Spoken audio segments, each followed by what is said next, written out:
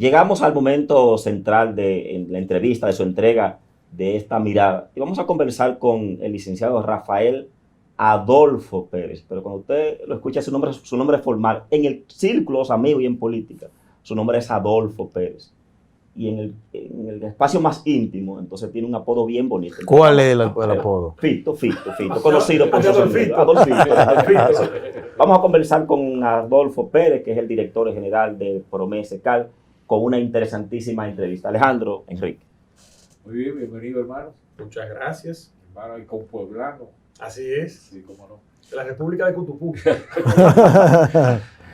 Quisiéramos iniciar, como casi siempre lo hacemos con nuestros entrevistados, sobre todo los que tienen responsabilidades públicas, como el caso tuyo, hablando un poco de los logros, pero no es que reiterando lo que ya sabemos, sino en la pregunta siguiente.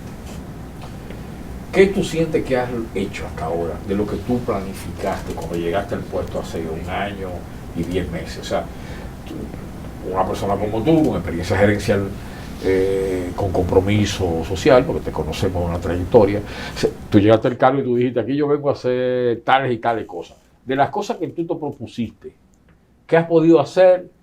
¿Qué está pendiente? ¿Cuáles son los puntos más favorables que he encontrado o algunos obstáculos para no poder lograrlo todavía en el caso de que haya?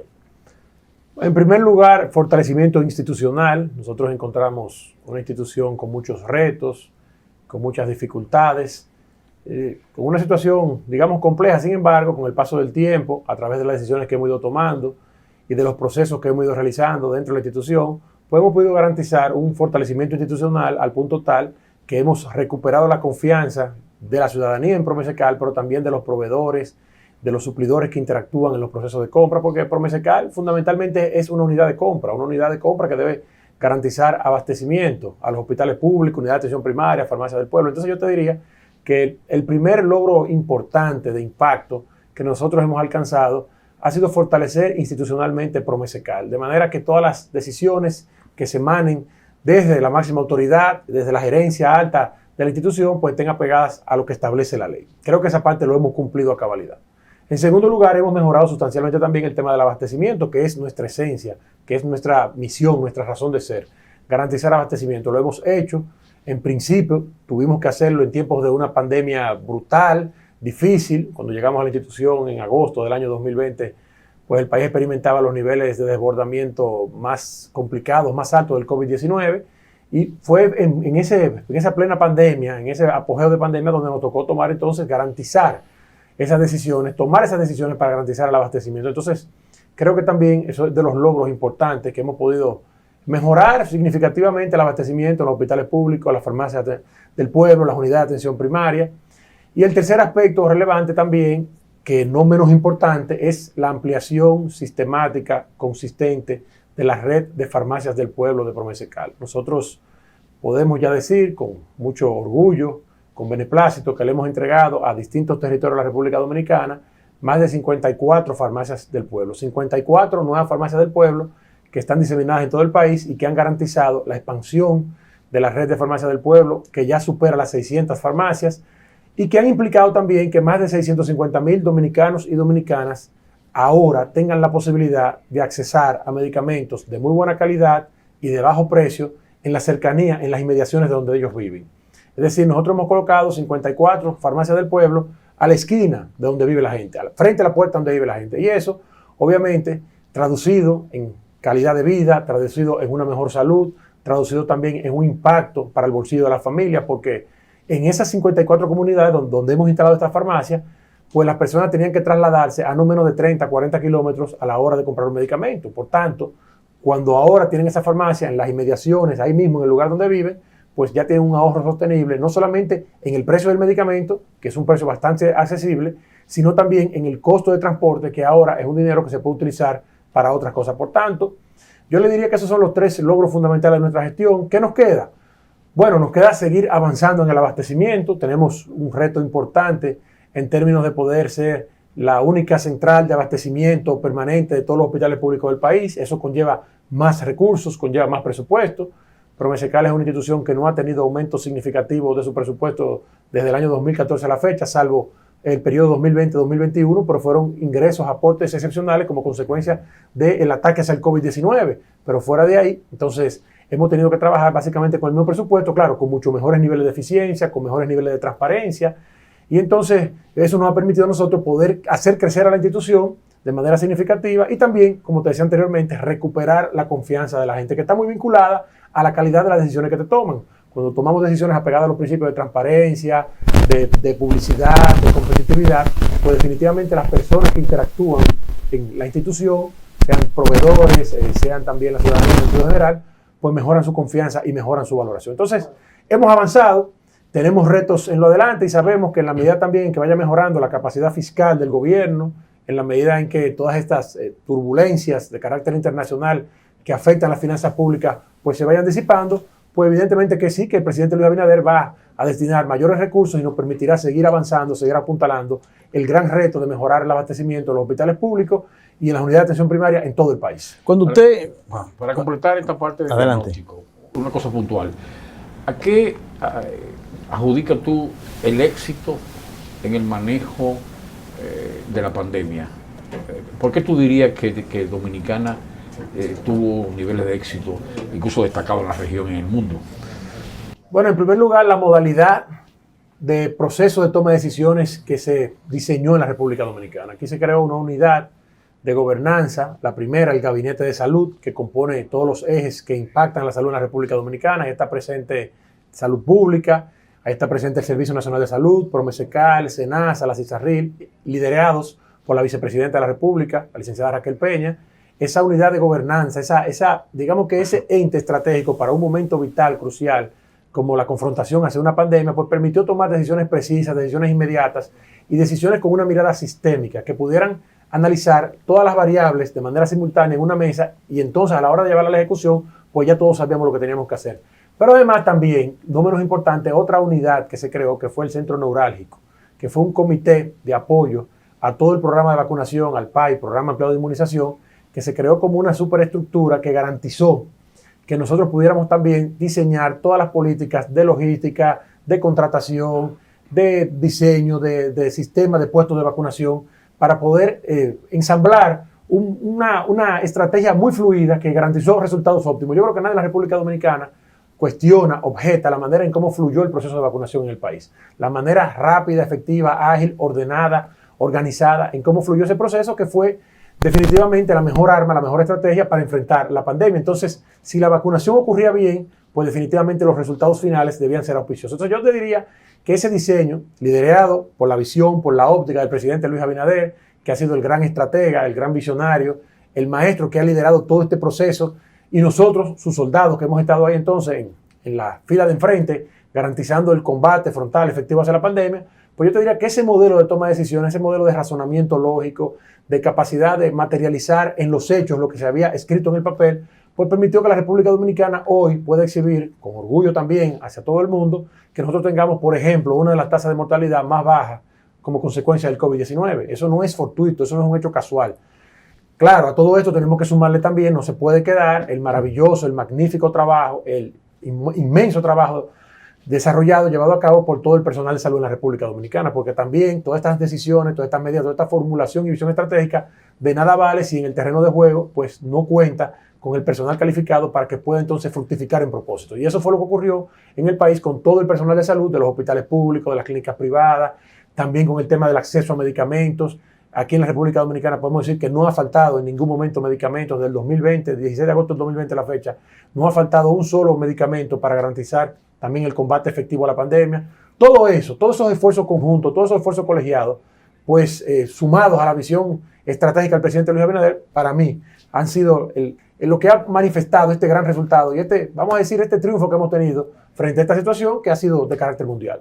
Cuando usted mencionaba el primero de sus logros, refería al fortalecimiento institucional.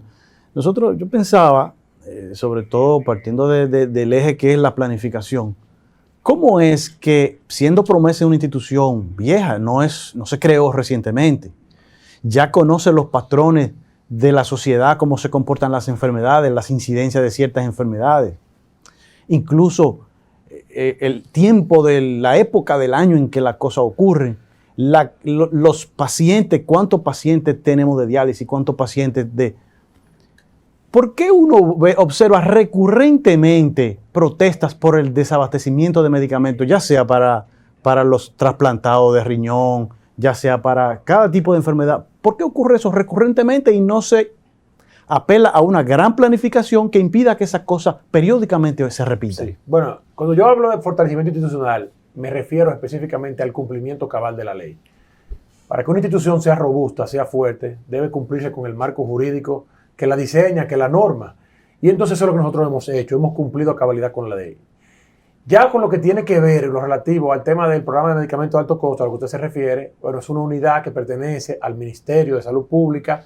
Ese programa tiene un departamento que lleva su nombre, Departamento de Alto Costo, y entonces ellos hacen la planificación a partir de la demanda registrada, del listado de pacientes, el tipo de terapias, las moléculas, es decir, los medicamentos, las enfermedades que atienden. Y entonces nosotros como Promesecal servimos como unidad de compra, que es una compra que se origina como consecuencia de esos requerimientos que se emanan del Ministerio de Salud Pública y con la disponibilidad presupuestaria, porque para nosotros poder iniciar cualquier proceso de compra, acorde con la ley 340-06, todos deben tener como norma indispensable, de condición imprescindible, una certificación de aprobación de presupuesto para tú poder iniciar ese proceso. Entonces, esa es una planificación que ocurre en el Ministerio de Salud Pública. Nosotros de Promesecal hemos actuado siempre conforme a la ley, pero también hemos actuado con mucha eficiencia, garantizando que tan pronto llegan a nuestras manos esos requerimientos y tenemos ya toda la documentación lista y ese presupuesto disponible, pues de inmediato le damos salida, no engavetamos absolutamente nada, para que conforme a los plazos y a los cronogramas establecidos en la ley,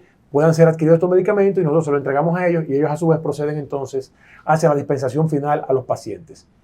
En este momento, yo no soy director del programa de alto costo, ya hay una nueva directora, pero sí le puedo decir que en este momento ese programa se encuentra en rediseño, se ha creado una nueva estructura que es una estructura bastante interesante y que nosotros entendemos que va a rendir sus frutos, porque es una estructura que va a reorganizar todo el programa, lo va a repensar, lo va a revisar, y con la nueva directora que también ya se ha integrado, pues pensamos que ese programa en los próximos días va a garantizar de manera fluida todo el abastecimiento a sus pacientes. Nosotros por lo pronto, en la actualidad, estamos ejecutando actualmente 2 procesos de compra para garantizar el abastecimiento de medicamentos al programa de alto costo.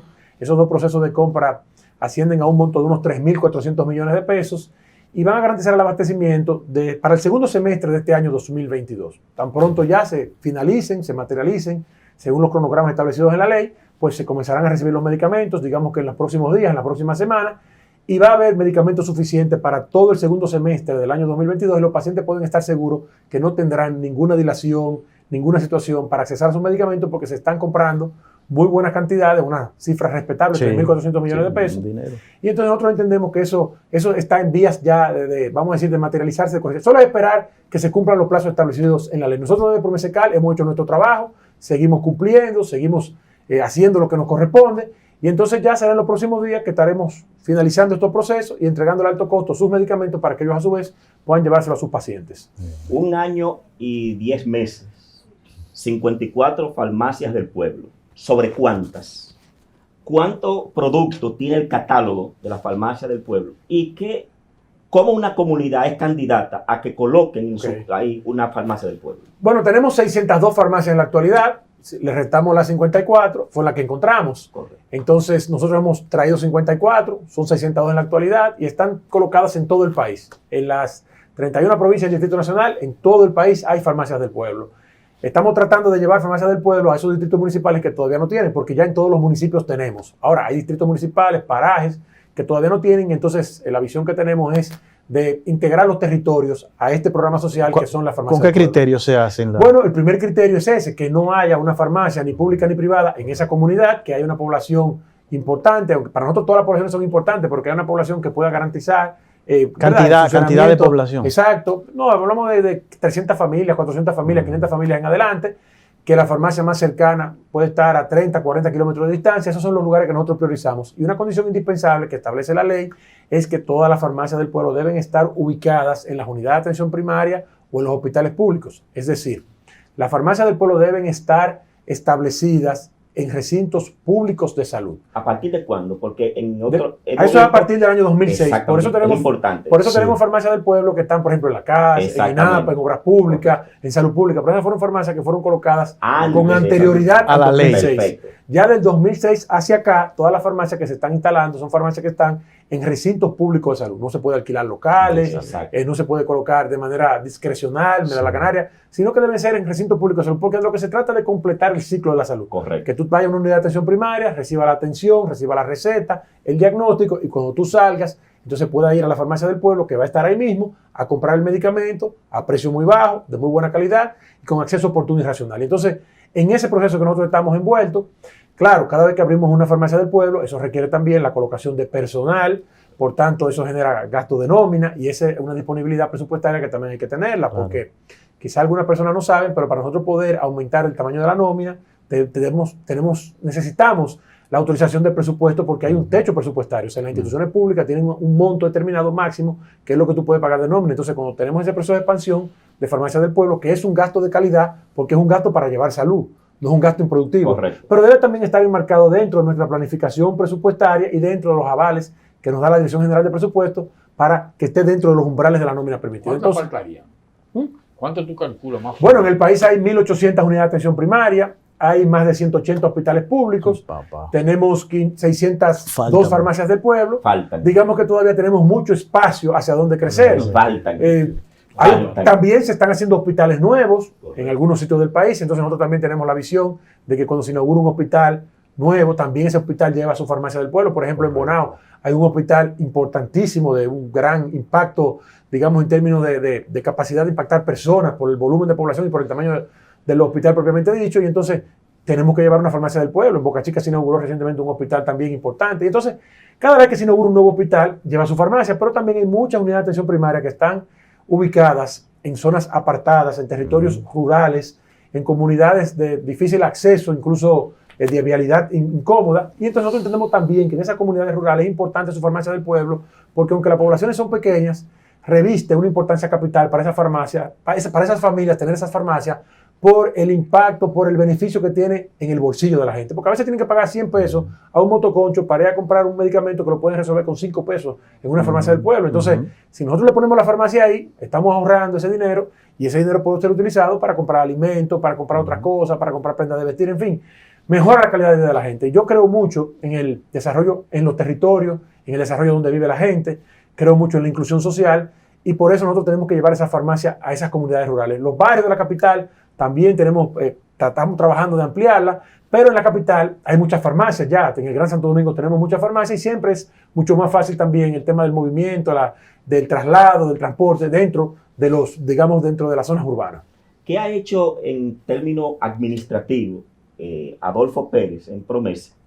Recordando que su principal función era abastecer a las farmacias, no al sistema de salud, sino que en este gobierno es que tiene esa función, digamos, agregada por el esa es una presidente. función que la agregó el presidente Hipólito Mejía en el año 2000. Okay. El presidente Hipólito Pero Mejía, se ha aplicado. Sí, se aplicaba. El presidente Hipólito Mejía en el año 2000 es el que le pone el CAL a Promesa. O sea, Promesa, programa de medicamentos esenciales, solamente eran las farmacias populares, que anteriormente eran las boticas. Las boticas populares que la crea Salvador Jorge Blanco en 1984. Una visión del presidente Jorge Blanco que trata de llevarle medicamentos,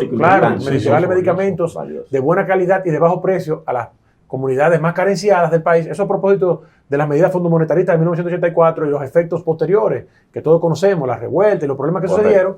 Bueno, pues una manera de mitigar ese impacto social pues fue llevar estos programas de boticas populares. Luego se le cambió el nombre a Farmacia del Pueblo, pero es el presidente Hipólito Mejía quien, con su visión en el año 2000, crea en la Central de Apoyo Logístico, que es el CAL, que está al final. Es el CAL. Es el CAL. Promesa, Programa de Medicamentos Esenciales, y el CAL, Central de Apoyo Logístico. ¿Qué vio el presidente Hipólito Mejía? Bueno, el presidente Hipólito Mejía vio en ese momento que como los hospitales estaban comprando de manera individual, los precios unitarios de los productos que ellos compraban eran superiores a si las compras se hacían de manera consolidada. Conjunta, correcto. Por economía de escala. Claro, y entonces se le pasa a Promesa la responsabilidad también de ser una central de apoyo logístico, y que Promesa entonces pase a abastecer los hospitales públicos. Entonces, los hospitales públicos que reciben una subvención o un subsidio todos los meses de parte del gobierno, el 40% de ese subsidio se le descuenta de manera automática y ese va al presupuesto de Promesa. Y nosotros lo despachamos entonces En medicamentos y insumos médicos a esos hospitales a partir de ese 40% de subvención que ellos tienen. Esa fue la visión desde el año 2000 hasta la fecha. ¿Qué nosotros hemos hecho? Bueno, nosotros lo primero que hemos hecho como medida administrativa, por ejemplo, es el tema del almacén. Promesa Cal es un gran almacén porque es una central de abastecimiento, tú lo has señalado. Correcto. Entonces, lo primero que había que cumplir ahí, que no se cumplía con nosotros llegamos, es que primer producto que entra, primer producto que sale. Por el tema de que los medicamentos... Ley de almacén. Porque los medicamentos se vencen, expiran, Claro. la obsolescencia. Entonces, si tú no cumples con esa regla, tú vas a entrar mucho medicamento y luego vas a tener grandes pérdidas, incineración de medicamentos, dinero del pueblo incinerado, porque el medicamento no tuvo la rotación adecuada y no salió y pudo haber beneficiado comunidades. Por eso nosotros hemos disminuido, digamos, que más de un 90% el tema de las pérdidas de incineración de medicamentos por una buena práctica de manejo de inventario. Y así te puedo decir otras medidas que hemos tomado para garantizar que la institución se fortalezca institucionalmente. ¿De eso que se trata? Promesa maneja el almacenamiento de las vacunas contra el COVID, de Pfizer No, y las vacunas contra el demás. COVID la maneja el programa ampliado de inmunización. Nosotros sí participamos en el diseño de la logística, de las condiciones de almacenamiento y personal nuestro también estuvo presente en cada una de las etapas de todo el manejo de las vacunas. Porque hay un temor ahora de que 3 millones de vacunas Pfizer se pierdan por vencimiento. Bueno, pero es que las vacunas, como todos los medicamentos, tienen fecha de expiración y si no se utilizan en el periodo de vigencia, pues evidentemente se van. ¿Y no, se van a no le vencer. parece un exceso en la compra de No, medicamentos? no me parece, porque hay que situarse en el momento en el cual se decidieron las compras de esas vacunas. El costo más alto, el precio más alto era no tener la disponibilidad de la vacuna. Todos los países del mundo, por ejemplo, Canadá compró 10 veces la cantidad de vacunas a su población. Estados Unidos compró 9 veces la cantidad de vacunas a su población.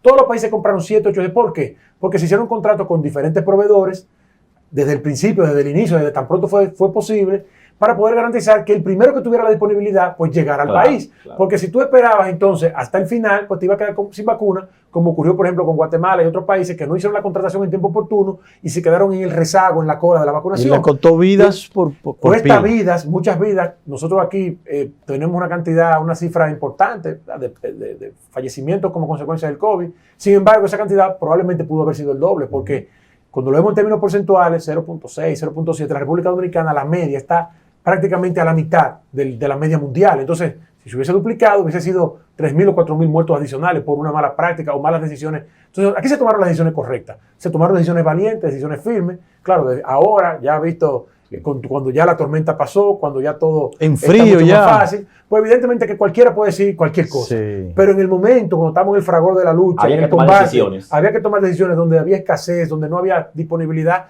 y donde una vacuna podía representar salvar una vida. Entonces, lo que se costó, lo que se pagó por esa vacuna es realmente no tiene, vamos a decir, es despreciable cuando comparamos con el impacto y el beneficio que se ha obtenido por la correcta estrategia de vacunación. Que se van a expirar, que se van a vencer, bueno, todos los medicamentos tienen fecha de caducidad. Si no se utilizan en una fecha, pues evidentemente que caducen y se vencen. Pero eso es parte también. Lo importante es que se garantizó el acceso a vacunas, que se pudo combatir efectivamente la pandemia y que hoy podemos gozar también de una economía abierta, que es otra parte que también tenemos que decir, porque no es solamente el tema de la salud, también hay un tema de la economía. O sea, El impacto en la economía. el gran choque positivo, el gran choque externo positivo que tuvo la economía dominicana, que le ha permitido la pronta recuperación económica, es una consecuencia también de la estrategia eficaz del manejo del COVID-19 en la República Dominicana. Otros países se quedaron rezagados y no pudieron tener el crecimiento económico que la República Dominicana tuvo en el año 2021, precisamente porque no se tomaron las medidas que se tomaron aquí. Y este año también, que ya proyecta la CEPAL, que la República Dominicana va a estar entre los primeros países en crecimiento económico de la región, es el resultado, es la consecuencia también de medidas efectivas que se tomaron a tiempo para enfrentar la pandemia y permitieron una apertura temprana de la economía y hoy estamos viendo los frutos. ¿Cuántos productos tiene el catálogo de Promesa Cal? En la farmacia del pueblo, ¿cuántos Bueno, nosotros productos hay? no tenemos que manejar con un catálogo que es el resultado de una resolución del Ministerio de Salud Pública a través del cuadro básico de medicamentos de la República Dominicana. Es decir, yo no puedo incorporar productos a la venta en una farmacia del pueblo como director de Promesa. Yo tengo que vender los medicamentos del cuadro básico que están establecidos mediante resolución por el Ministerio de Salud Pública. Entonces ese cuadro básico tiene 400 y tantos medicamentos, se tiene que revisar periódicamente, creo que este año debe tocar revisión, y entonces ahí se sacan moléculas, se entran, dependiendo cómo los médicos entienden, ese perfil, ¿verdad? Ese equipo técnico que revisa todo ese perfil de medicamentos que están ahí. Y entonces nosotros tenemos esos 400 y tantos medicamentos que son medicamentos esenciales, y son medicamentos que van orientados a satisfacer enfermedades o a satisfacer necesidades para enfermedades, digamos, las enfermedades crónicas, como la diabetes, la hipertensión arterial, las enfermedades que requieren medicamentos de uso cotidiano, de uso continuo en la población. También antigripales, jarabes, analgésicos, los medicamentos básicos, los medicamentos esenciales. Nosotros no vendemos esos medicamentos sofisticados. Por ejemplo, el programa de medicamentos de alto costo es un mundo aparte. Eso no tiene nada que ver con la farmacia del pueblo, absolutamente nada que ver, porque ya eso es para enfermedades catastróficas, enfermedades terminales, cáncer, hipertensión pulmonar, esclerosis múltiple. Eso es alto costo, eso es otra cosa. Y son medicamentos también de un nivel también de sofisticación muy avanzado. Los medicamentos que vendemos en la farmacia del pueblo son medicamentos de uso cotidiano, de uso común. Son los medicamentos que van para las afecciones ordinarias que tienen las personas, y que en el país que hay una alta tasa también de obesidad, de diabetes, de hipertensión arterial, pues también esos son los medicamentos que más se utilizan. Un detalle. Tú varias veces has dicho molécula. ¿Medicamento? ¿Lo dice con un concepto bioquímico Sí. o simplemente es un nombre? Bueno, molécula es medicamento porque es la combinación que se utiliza para poder producir un medicamento en un caso determinado. Es una molécula. Ok, tú lo estás diciendo con un criterio de laboratorio. Sí. Bueno, sí, así dicen los laboratorios. Sí, Los sí. farmacéuticos lo dicen así. Los farmacéuticos lo dicen así. Que uno se contagia también con el lenguaje y las cosas. Ok. Entrando en la recta final, queremos traerte a otro tema. Claro. Permite. Adolfo, muy joven, se incorporó a la actividad política. Yo te conocí, por cierto, muy jovencito, recién incorporado a la actividad. Ya no tanto. Muy joven, pero siempre alto. Sí, eso es. Ya era alto. Sí, ya era alto. No era calvo, pero era Era alto. alto. Siento que estás conforme con la labor que has hecho, ¿no? Y la contribución que ha hecho el gobierno de tu partido, el Revolucionario Moderno, y además de tu presidente. ¿Cómo te ve en el futuro? Un poquito, ¿cómo te ve en el futuro? ¿Qué perspectiva le ves a Adolfo en el escenario? ¿En algún momento podrá ser aspirante a alguna candidatura? ¿No te ve por esa ruta? ¿Te ve más en la ruta de decretos? No, nosotros... ¿Cómo proyecta tu futuro político personal? Porque además, yo creo que soy justo al decirlo, ¿no? Creo que ha sido un funcionario exitoso.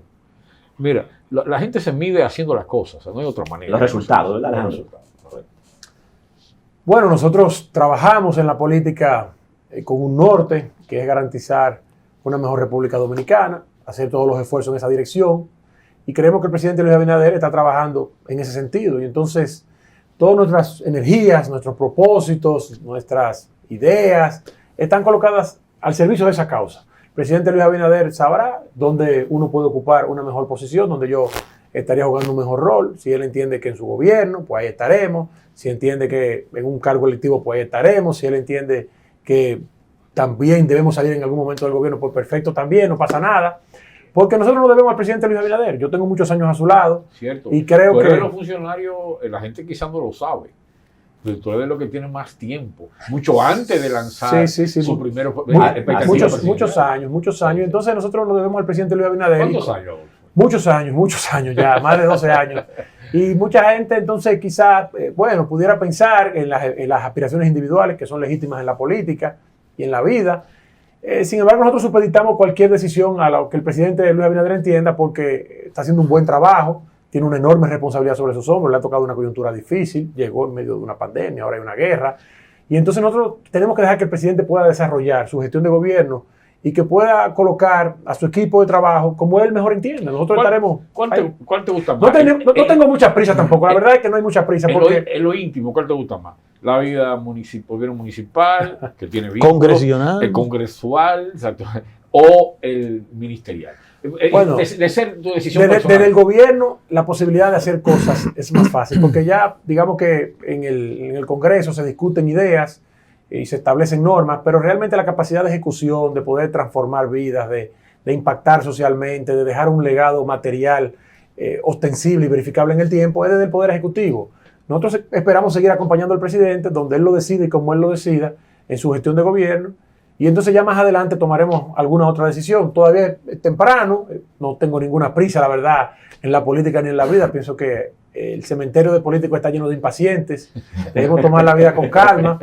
Y además el presidente Luis Abinader es un hombre que conoce al dedillo cada uno de sus colaboradores y sabe de qué material estamos hechos todos nosotros. Entonces estoy seguro que el presidente sabrá en su momento dónde debemos estar nosotros y en ese lugar ahí estaremos, sin mayores inconvenientes. A propósito, ¿cuál es una consideración final sobre la lamentable muerte Orlando Jorge Mera, con quien tuviste vínculo cercano. Sí, así es. Nosotros tenemos una relación de amistad y una relación política con el licenciado Orlando Jorge Mera. Lo lamentamos muchísimo en el alma, lo hemos sufrido de corazón. Estuvimos acompañando a la familia en el cementerio. Una noticia triste, infausta. Recuerdo cuando Orlando operó la primera vez la Secretaría General, por ejemplo, en el año 2005. Nosotros estuvimos ahí a su lado, éramos parte de su equipo de trabajo. Recorrimos el país junto a él. Muy lamentable, penoso, y una persona noble, un hombre bueno, decente, extremadamente ecuánime, con un temperamento muy estable, una persona, y un hombre inteligente también, un hombre muy capaz, un hombre bueno. Lamentamos muchísimo lo que ha ocurrido y le pedimos a Dios que le dé conformidad a la familia y que permita que todos podamos, ¿verdad?, seguir hacia adelante, porque la vida debe continuar y tenemos responsabilidad, una gran responsabilidad ahora sobre nuestros hombros. Orlando es un gran activo, era un gran activo del partido, del gobierno y del país. El Partido Revolucionario Moderno pierde en Orlando uno de sus mejores hombres. Orlando era un hombre dedicado al trabajo político, al trabajo sistemático, al trabajo electoral, que no es un trabajo que mucha gente hace, ni que mucha gente conoce, ni que hay tampoco tantos recursos humanos capacitados en esa área, porque muchos nos formamos en la parte de proselitismo, de organizar personas, llevarla a votar, convencer, comunicación. Pero en ese trabajo, vamos a decir, sistemático, de carpintería electoral permanente, ahí no hay tantos recursos humanos en la política dominicana, y él era un gran conocedor de las leyes electorales. Orlando era... Lo vamos a extrañar muchísimo, lo vamos a extrañar. Bueno, se nos acabó el tiempo. Al despedir el programa, no me perdono decir dos cosas de Adolfo. Es de los funcionarios que responde mensajes. No, son importantísimos. Y es de los funcionarios. Atención, compañeros. Que siempre saca tiempo para compartir con su familia, exhibir y presentar a su familia. Un valor más importante. Eso te agradezco mucho, porque eso me uno, Claro. una bellísima familia. Ay, gracias, muchas gracias. Así es. Y es muy Muchas importante, y que nos lo están viendo, no olvidar eso. Exactamente. Si usted no tiene éxito familiar, no importa los demás éxitos. Así es. Gracias, Adolfo, por acompañarnos. Gracias a ustedes. Y gracias por acompañarnos en Una Mirada. Hasta la próxima.